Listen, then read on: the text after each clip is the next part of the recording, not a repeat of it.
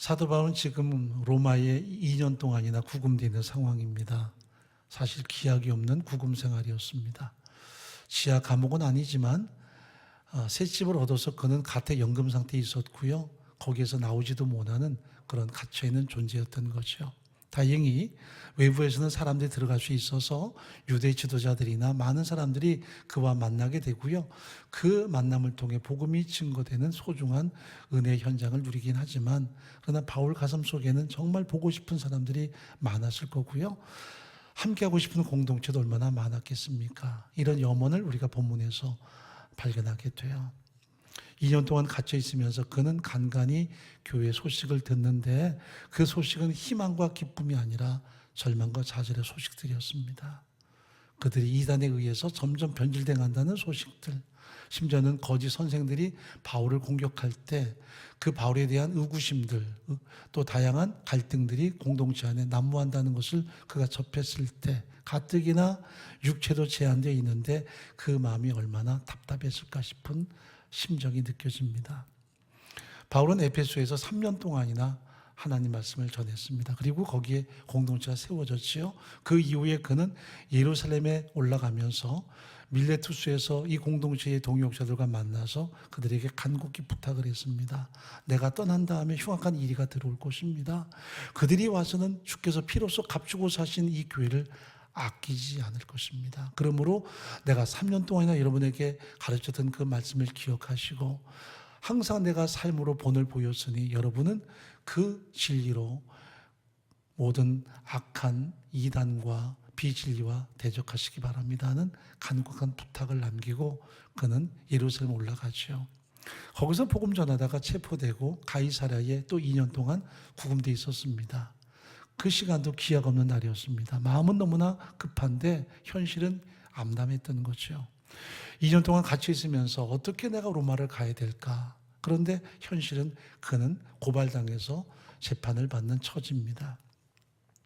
우리가 사도행전 26장을 보게 되면 그 당시에 총독이 펠릭스였는데 이 사람은 도무지 시간만 끌지 재판에는 관심이 없었습니다. 왜냐하면 바울이 로마 시민권자이기 때문에 잘못 재판했다가는 자신에게 뭔가 후환이 있을까 봐 그냥 시간 끄는 게 상식이다 싶었는지 그저 2년 동안 가끔 만나기만 하고 시간을 끌고 있었습니다. 그가 이제 이임한 다음에 베스토라는 총독이 부임을 했는데 이 사람은 상당히 추진력이 빠른 사람이었던 것 같습니다.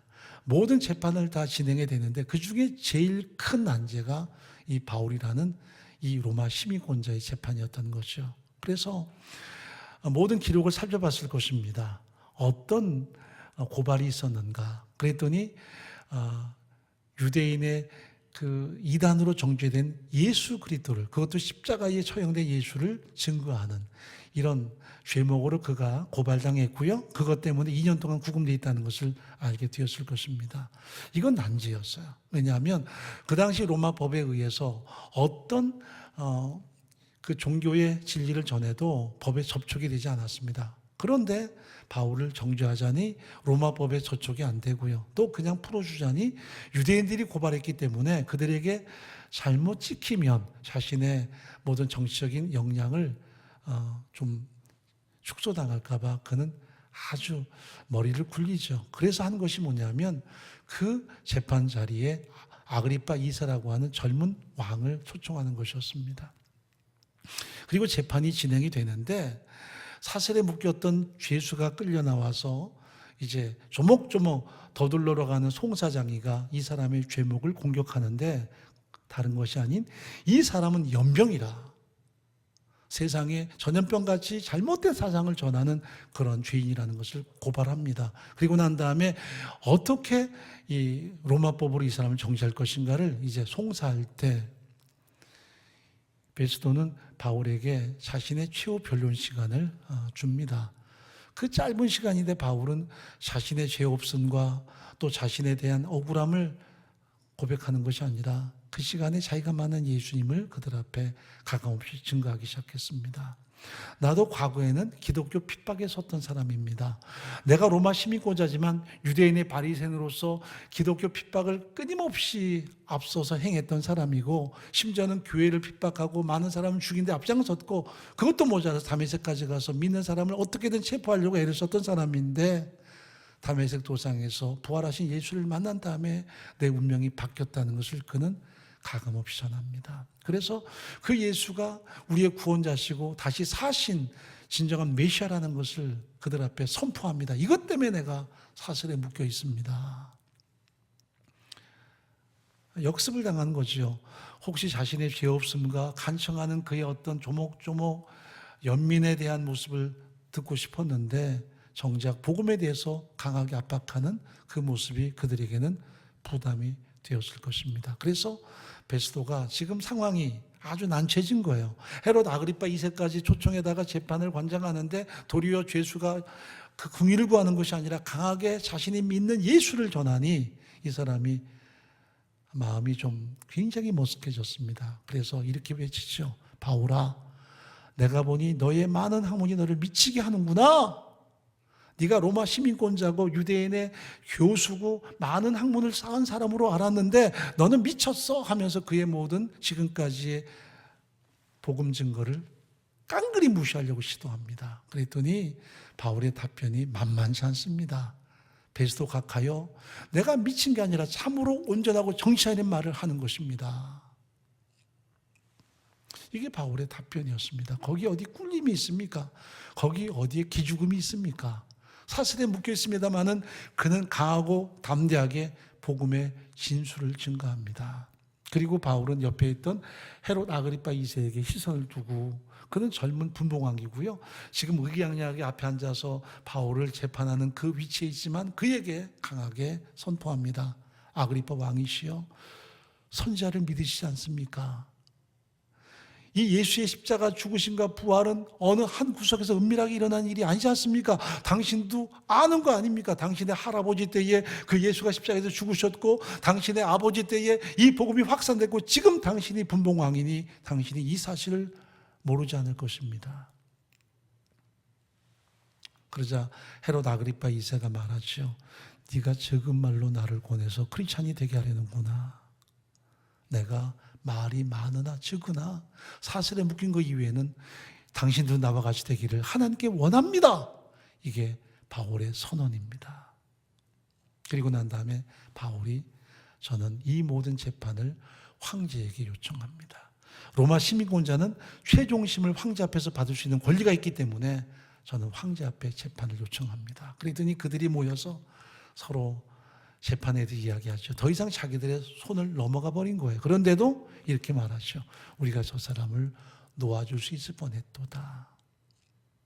아마 재판을 자기들이 관장했다면 또 다양한 이 정치적인 책략이 거기에 개입이 됐겠지만, 자기 손을 떠나버리니 바울의 죄 없음에 대해서 그들이 함께 선언한 것입니다. 결국 바울은 이제 로마로 압송당하게 됩니다. 가는 도중에 엄청난 광풍을 만나서 3주 동안을 죽으면서 끊임없이 고통을 당하죠.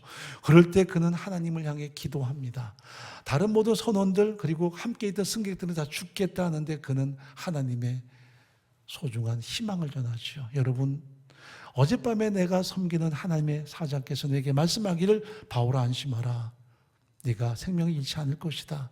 또 배는 손상하겠지만 여기 있는 모든 사람은 다 생명을 얻게 될 것이라고 말씀했으니 여러분 두려워하지 마십시오. 나는 그대로 되리라고 하나님을 믿습니다. 우리가 얼마 가지 않아서 한 섬에 도착할 것입니다. 그랬더니 정말 섬이 나타났고요. 그들 모두가 구원을 얻습니다. 그 섬에 올라가서 날씨가 추우니 원주민들이 피워놓은 장작불에 손을 쬐고 있는데 갑자기 옆에 있던 나무를 주워서 집어넣는데 뱀이 나와서 그의 손가락을 물고 늘어집니다. 옆에 있던 원주민들이 이렇게 말하죠. 저 사람 흉악한 죄인인가 보다. 바다에서는 구원을 얻었는데 신이 저 사람을 죽이고자 용서하지 않는구나.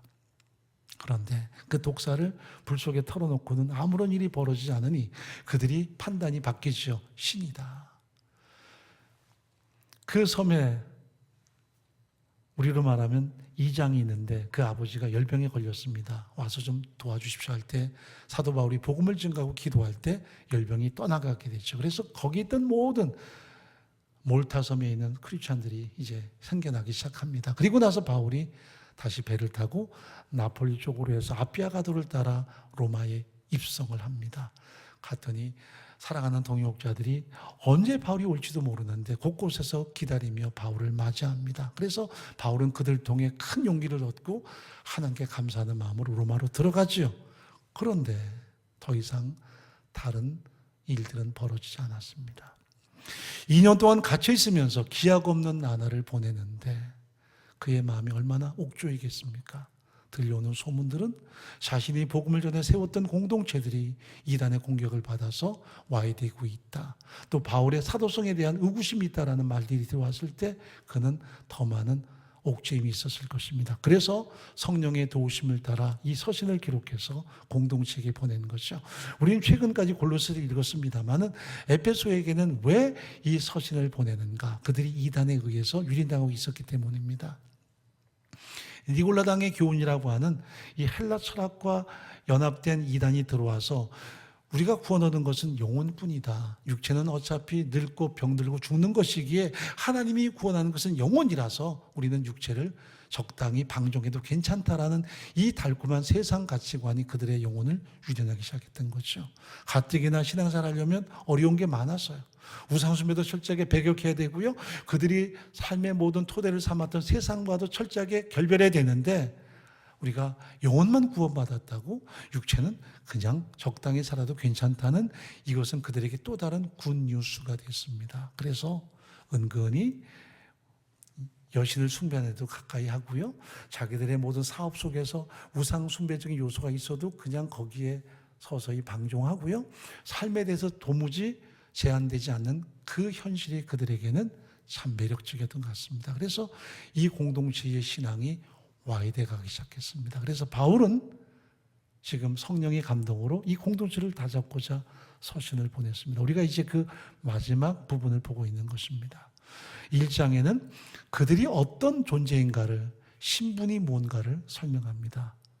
하나님의 영원전에 예정하신 사람들, 선택한 사람들, 독생자를 십자가에 죽게까지 하시기까지 우리를 구속하시고 우리를 자녀로 삼으신 하나님의 사랑을 그들 앞에 드러냅니다. 성부, 성자, 성령이 이렇게 함께 우리에게 가신 목적이 뭘까? 그것은 바로 그의 영광에 찬송이 되게끔 하기 위해서다. 바로 예배가 되게 하기 위해서라고 이야기합니다. 2장에 넘어가면 우리의 허물과 죄로 죽었던 존재를 다시 살리셔서 우리를 하나님의 자녀로 삼으신 목적이 뭘까? 그것은 비록 육체는 땅을 딛고 살지만 우리의 모든 가치관은 공중에 올라앉아 세상을 사는 좀 더 초월적인 삶, 영원한 삶에 우리의 포커스를 맞출 것을 격려하죠. 우리가 함부로 살아서는 안 된다는 것. 왜냐하면 나 같은 죄를 위해서 예수께서 생명을 내주셨고 나를 위해 다시 사셨기에 이제는 우리가 예수처럼 살아야 된다는 것을 사도 바울은 격려하고 있는 것입니다. 3장에 넘어가니 이것이 비밀인데 우리에게는 이제 알려진 하나의 실화가 됐죠. 그래서 우리가 그 비밀을 깨닫고 모든 사람들에게 이 비밀을 알리는 복음의 전령사가 됐다는 것을 바울은 선포합니다. 그저 세상에 적당히 묻혀 사는 존재가 아니고요. 세상 속에 야합하는 삶이 아닌 세상을 어떻게든 이 복음의 빛으로 밝게 하는 그런 거룩한 책임과 영향력이 있다는 것을 다시 한번 격려하는 것입니다. 4장에 넘어가면 왜 공동체가 존재하고 왜 우리가 말씀 앞에 무릎 꿇는가? 각 사람을 온전케 해서 그들을 그리스도의 장성한 분량에까지 예수 닮은 사람으로 살게까지 바로 양육하고 교육하는 것이 교회의 존재 목적임을 이야기하고요. 그것은 공동체에서의 예배로 끝나는 게 아니라 삶 자체가 예배가 될 수 있도록 끊임없이 격려함이 교회의 본질이라는 것을 말합니다. 여러분이 이렇게 예배당에 나와서 예배하지만 이 시간도 소중하죠. 그러나 사실은 앞으로 23시간을 어떻게 살 것인가가 사실은 예배의 진수라고 말할 수 있는 것입니다. 예배당에서 예배하는 그 시간도 소중한 것만큼 우리가 보냄받은 삶의 터전에서 때로는 가정에서 세상 속에서 직장에서 어떤 예배로 살아가는가가 진정한 크리스찬들의 영성이라는 것을 하나하나 설명을 해요. 그래서 성령 충만한 크리스찬들은 가정생활부터 예배가 되어야 된다는 것을 격려합니다. 부부 사이의 모든 관계도 예배가 되어야만 합니다. 그리고 부모와 자식 간의 관계, 또 자식이 부모에게 드리는 모든 섬김, 직장생활, 그리고 나보다 연약한 세상을 향한 우리의 모든 배려도 다 예배라는 것을 하나하나 설명을 해요. 그것이 5장부터 6장 전반기에 나타나는 예배에 대한 사도 바울의 가르침입니다. 그러기 위해서는 우리가 항상 진리의 말씀으로 스스로를 무장하고 말씀을 따라 살 것을 사도 바울이 격려합니다. 그리고는 오늘 마지막에 보면 사랑하는 동역자들에게 자신을 위해서 기도해 달라 하는 간곡한 부탁을 합니다. 여러분, 한번 우리가 상상력을 동원해 보면 사람이 뭔가 화려할 때는, 그 삶이 찬란할 때는 사람들이 따를 수도 있고요, 어떻든 그 빛을 보고 기뻐할 수도 있겠습니다만은 지금 우리가 바울의 삶을 보면 그의 쇠퇴기라고 말할 수 있습니다. 그는 로마까지 끌려갔는데 로마에서 강력한 복음을 증거하고 거기에 교회가 세워지고 하나님의 영광을 선포하는 것이 아니라 계속 갇혀있는 상황입니다. 2년 동안 갇혀있다가 잠깐 풀려나는데 6개월 동안 풀려나서 복음 전하다가 다시 체포돼서 그는 순교자로 인생을 마감하는데, 그렇다면 이 옥중 서신들은 대부분 2년이 꽉 차갈 때 기록한 내용이라면 그의 운명도 얼마 남지 않았습니다. 한때 그의 곁에는 최소 36명 이상의 많은 동역자들이 후원하는 그런 팀이 있었어요. 그래서 로마서 12장에 보게 되면 바울이 로마 공동체에게 문안하면서 함께하는 수많은 사람들의 이름을 열거합니다.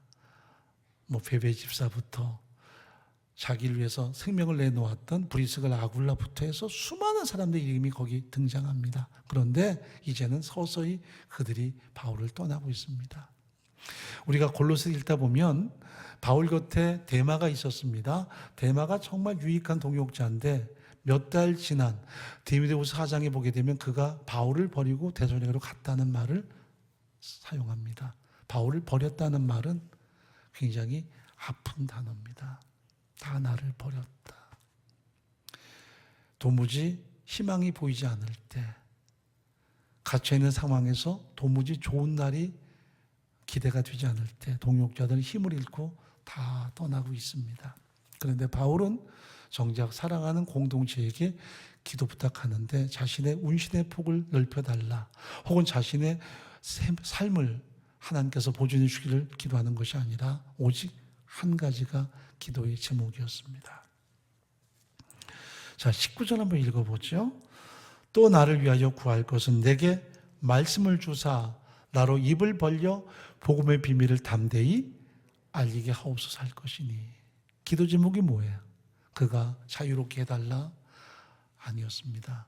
내가 갇혀 있으면 여전히 복음의 그 비밀을 깨닫게 하셔서 이 복음의 비밀을 끊임없이 증가할 수 있도록 기도해 달라는 것입니다.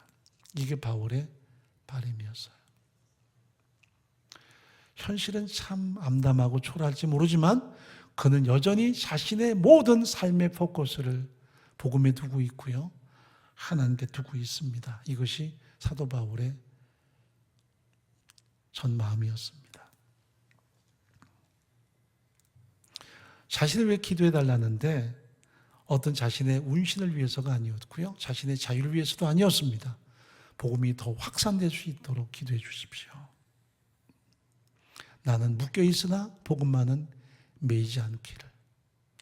나는 제한받으나 복음만은 결코 제한받지 않기를 간곡히 기도 부탁하고 있는 것입니다. 어떻게 보면 현실은 참 암담하고 침체될 수 있고 절망할 수 있습니다. 그런데 그는 그럴수록 시선을 하나님께 둡니다. 많은 사람이 자신이 이렇게 옥지에 오는 상황에 있으면 자꾸 그 현실에 시선을 고정할 때가 많아요. 그래서 그것 때문에 계속해서 삶의 공격을 받습니다. 더 많은 절망을 경험하고요, 더 많은 좌절을 경험하기도 합니다. 그럴수록 시선을 하나님께 두고 진정 내가 살아가는 본질이 무엇인가에 대해서 삶의 가치를 정립하는 것은 너무나 중요합니다. 디모데후서 4장 17절 한번 읽어보겠습니다. 주께서 내 곁에 서서 나를 강건케 하심은 나로 말미암아 전도의 말씀이 온전히 전파되어 이방인으로 듣게 하려 하심이니라. 내가 사자 입에서 건지었느니라. 여러분, 동역자들의 기도 때문에 지금 사자 입에서, 막 맹수의 입에서 그가 건진받았는데, 건진받은 것은 어떤 자신의 안전과 자신의 삶의 자유를 위해서만이 아니에요. 무엇 때문이었습니까? 복음을 더 강력하게 전할 수 있는 기회를 주신 것입니다. 어떤 자신의 안위와 자신의 평안함이 아니라 복음을 더 전할 수 있는 기회를 얻도록 하나님께서 그에게 사자 입에서 건져주셨고 옆에서 그를 강건케 하신 것이라는 것을 선언합니다. 여러분, 살수록 우리는 우리의 한계를 경험합니다. 어쩔 수 없습니다. 나이 들수록 한계를 경험하고요, 살아갈수록 우리의 삶의 난관 앞에 부닥칩니다. 그때마다 어쩔 수 없이 우리는 현실을 도피하는 삶이 아닌 하나님을 향해서 시선을 두고 하나님을 바라보는 삶을 사는 것이 신앙의 가장 소중한 핵심적인 요소라는 것을 기억해야만 합니다. 하나님의 사람 모세가 나이 40에 불끈거리는 열망으로 일어납니다. 자기 동족들의 고통을 보고요, 자기는 파라오의 공주의 아들입니다. 40년 동안 많은 통치학도 배웠고 외교술도 배웠습니다. 그 실력이면 내가 나의 힘으로 이들을 구원하겠다라는 열망이 있었습니다. 그러나 그 모든 열망은 실패로 돌아갑니다. 아무것도 아닌 존재로 전락해서 그는 광야에서 40년을 그야말로 은둔합니다. 나이 80이 됐을 때 꺼지지 않는 불꽃 앞에서 하나님이 그를 부르시죠. 그리고 모세야 모세야, 내가 너를 애굽에 보낸다. 가서 너는 내 백성을 인도하여 내라 했더니 그는 아멘하는 게 아니라 하나님께 대해서 대항합니다. 젊은 날엔 어디 계셨습니까? 내 입으로 뭔가 할 수 있을 때 어디 계셨습니까? 이제 아무것도 아닌 나, 도미네 논섬 디그너스, 주님 저는 아무것도 아닌데 왜 나를 부르시고 나를 보내시겠다 하십니까? 그때에 두 가지를 말씀하세요. 여호와 야훼가 너를 보냈다고 해라. 스스로 계시는 분, 이루고야 마시는 분이 너를 보냈다고 해라. 또 한 가지는 네 손에 든 게 뭐냐? 지팡이입니다. 그걸 가지고 나가서 내 백성을 구원해내라 선언합니다. 그는 하나님의 언약과 지팡이 하나 딸랑 들고 나갑니다. 근데 놀라운 건 지팡이를 이렇게 던지면 뱀이 되고요, 잡으면 다시 지팡이가 되고요, 그 지팡이로 나일 하수를 치면 피가 되고요, 그 지팡이를 가지고 저 성난 홍해 위에 내밀었을 때 밤새도록 동풍이 불고 바닷속에 길을 냅니다. 그 지팡이로 거대한 반석을 치면 반석이 갈라져 물이 터져 나오고요. 그 지팡이가 무슨 능력이 있나요? 우리 지팡이를 자꾸 바라보는데 혹시 이스탄불의 토카프라는 그 박물관에 가보신 분이 계실 거예요. 거기 가보면 모세 지팡이가 진열되어 있습니다. 그게 진짜냐를 떠나서 진짜라는 다양한 학술적인 조사가 있습니다. 왜냐하면 그 나무 조각을 검사해 봤더니 살구나무, 우리나라는 살구나무라 번역했는데 아몬드 나무예요. 아몬드. 그래서 번역은 살구나무가 아니라 아몬드 나무, 쇼케트라는 뜻입니다. 근데 거기에는 아몬드 나무라는 뜻도 있지만 선택했다는 뜻도 있습니다. 그래서 그 나무 가지가 기름기가 있고요, 탄력이 좋아요. 그래서 잘 부러지지 않고 썩지도 않습니다. 그런데 그 길이가 1m가 채 안 돼요. 두께는 엄지손가락 굵게 정도? 무슨 모세가 들기에는 너무 우스워요. 그거 딸랑딸랑 들고 다닌 거라면 저는 거기에서 굉장히 마음에 공감을 했습니다. 맞다. 눈에 보기에 막 멋진 큰 삼장법사의 지팡이가 아니었다는 거죠. 그저 작은 막대기. 그 막대기는 뭐의 예표였을까요? 모세 자신이에요. 그러나 그 연약한 막대기가 모세에 눈에 들려진 것처럼 모세가 하나님의 모든 가치관에 의해서 살아갈 때 그를 통해 역사는 나타나죠. 나는 아무것도 아닌데 하나님께 시선을 두고 하나님의 손에 붙들림 받을 때 그를 통해 나타나는 역사가 있었습니다. 능력이 있었습니다. 내가 뭡니까? nothing, 아무것도 아니에요. 그러나 하나님의 은혜에 철저하게 무릎 꿇고 하나님께 시선을 두고 하나님의 손에 붙들림 받을 때 하나님은 나를 통해서 당신의 위대한 역사를 만들어내세요. 그게 하나님의 모든 역사의 방향이에요. 위대한 사람을 부르시만 않고 눈에 보기에 쓸만한 사람만 부르시는 것이 아니라 I am nothing 하는 사람을 하나님께서 지명하여 부르시고 그를 장중에 붙드시고 사용하세요. 그러므로 인생이 코너에 몰릴 때마다 결국 만만치 않은 삶의 현실 앞에 있을 때마다 현실 때문에 절망하는 게 아니라 더더욱 시선을 하나님께 두고 하나님을 바라보고 의지하는 것이 그 모든 삶의 관건이라는 것을 사도 바울을 통해서도 발견하게 돼요. 그는 갇혀 있습니다. 동지들은 떠나갑니다. 그리고 그를 향한 다양한 말들이 공격적으로 나타납니다. 그러나 그때에 나를 위해 기도해 주십시오. 내가 갇혀있는 것 때문에 절망하는 것이 아니라 오히려 복음이 더 증거될 수 있도록 나는 묶여있으나 복음은 더 확산될 수 있도록 기도해 주십시오. 이것이 바울의 열망이었습니다. 그는 항상 하나님을 바라봅니다. 겉사람은 후피하나 우리의 속은 날마다 새로운데 우리는 고린도후서 4장 7절 말씀처럼 한낱 질그릇에 불과합니다. 그냥 토기에 불과합니다. 아무것도 아닙니다. 거기에 보화를 담으면 보화 그릇이 되지만 보화가 사라지면 나는 그냥 질그릇에 불과합니다. 질그릇의 가치는 그 속에 무엇이 담기는가로 결정되지 자기 자신으로 결정되지 않습니다. 우리 안에 그리스도께서 계시면 우리는 예수를 담은 보배로운 그릇이 되지만 예수를 담지 못하면 우리는 그저 한낱 깨지면 끝나는 질그릇에 불과합니다. 우리가 담았던 모든 세상의 부유함, 우리가 추구했던 모든 세상의 가치관 언젠가는 다 아무것도 아닌 것이 됩니다. 그러나 하나님을 바라보고 의지할 때 우리 삶은 전혀 다른 가치관으로 형성될 수 있는 것입니다. 때때로 힘듭니까? 어렵습니까? 현실을 바라보니 막막하고 2년 넘는 팬데믹 상황이 계속되면 어떻게 살까? 아니요.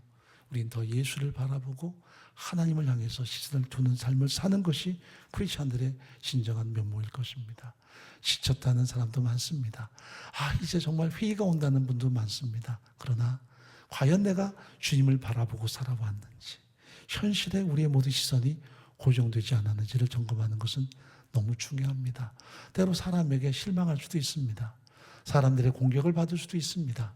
어제의 동지들이 오늘은 나를 버리고 갈 수도 있습니다. 그러나 사람에게 시선을 뺏기는 것이 아니라 하나님을 향해서 시선을 주는 것은 너무나 중요합니다. 대만은 나를 버리고 대선회로 갔다. 얼마 전까지 그를 따랐던 동역자인데 이제는 버리고 떠납니다. 그런데도 여전히 바울은 하나님만을 바라봅니다. 자신의 사명에 집중을 합니다. 눈을 들어 주를 보라. 내 모든 염려 주께 맡겨라. 슬플 때에 주 예수 얼굴 보라. 사랑의 주님 안식 주리라. 예수를 바라봐야 돼요. 그래서 히브리 13장에 보게 되면 예수를 바라보라. 주 예수를 바라보라. 그리고 내게 주어진 사명이 뭔가에 집중해야 돼요. 어떻게 보면 가장 기본적인 삶에 대해서 우리가 포커스를 맞추는 것이 중요함을 우리 앞에 드러냅니다. 자, 20절 말씀 마지막 읽어보죠. 이를 위하여 내가 쇠사된 메인 사신이 된 것은 나로 이 일에 당연히 할 말을 담대히 하게 하려 하심이니라. 많은 사람들이 시선을 엉뚱한 데 둡니다.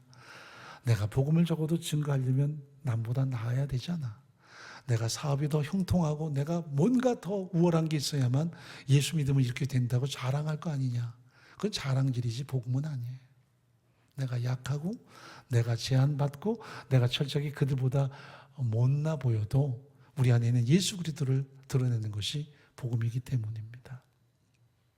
세상은 우월감, 은근히 자랑으로 자기를 포장합니다. 그래서 복음을 전한다 하지만 자기 자랑에 앞설 때가 많이 있어요. 예수 믿으니 이렇게 내가 복받았지 않아? 이렇게 잘 되지 않아? 근데 악센트가 어디에 있나요? 믿었더니가 아니라 잘된 것에 악센트를 둘 때가 많이 있습니다. 그러나 가장 순수한 복음은 나는 약하나 주 예수는 강하시다는 것. 나는 무능하나 하나님은 예수 안에서 우리에게 모든 것을 주시는 분이시라는 것. 나는 아무것도 아니나 내가 증거하는 복음이 당신을 살리는 능력이라는 것. 그 복음이 죽은 자를 살리는 능력, 우리의 모든 삶을 회복하는 유일한 능력임을 사도 바울은 다시 한번 선언하고 있는 것입니다. 오늘 우리가 무엇을 드러냅니까? 예수 그리스도, 나 같은 죄인 위해서 모든 고초당하신 예수 그리스도, 나 같은 것을 구원해서 하나님의 자녀를 삼기 위해 하늘의 영광을 버리시고 이 땅에 오신 예수 그리스도, 그리고 나를 구원하고야 마신 그 하나님의 사랑, 당신도 그 예수를 믿을 때 진정한 구원을 얻고 하나님의 자녀됨의 은총을 누린다는 이 복음만이 우리의 진정한 삶의 존재감이요 인생의 자긍심이 된다는 것을 성경은 말씀합니다. 모든 것은 사라집니다. 다 무너집니다. 복음만이 영원합니다. 롬도 사라졌습니다. 그러나 복음은 지금도 전 세계를 가득 채워나가는 위대한 영향력이기도 합니다. 우리 안에 그 주님의 은혜와 사랑이 더 가득히 공급되고 복음을 향한 열정이 바울처럼 하나하나 더 채워지기를 간절히 바랍니다.